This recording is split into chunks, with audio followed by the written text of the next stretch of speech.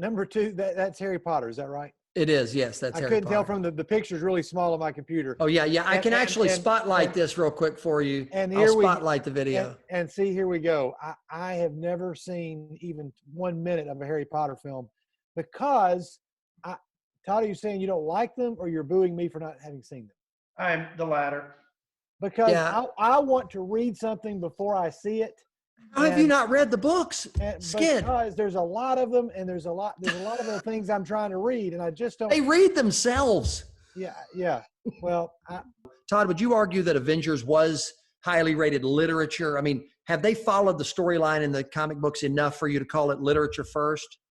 No, that was Marvel's let's throw a bunch of our heroes together answer to Justice League, and it was never hugely a successful comic book. Now, I know people will throw that back up against me, but Avengers never sold as well as Captain America's book or Spider-Man's book. Hey, so Rubio, yeah, I will say about Star Wars, for me, if I'm looking at the original trilogy, then a lot of this changes. I just the prequels and the sequel trilogy for me, okay, but there are a few movies that I thought stuck the landing the way Avengers Endgame did, and the way I felt when I walked out of the theater in that movie, and I thought, man, that was really, really good. No Star Wars movie ever left me feeling that way, except for Empire Strikes Back when I was a kid.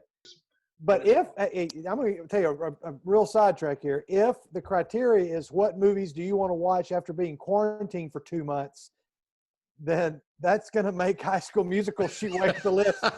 Because we're going to have a lot more fun as a group watching those 3 movies than we will sitting through any of the others.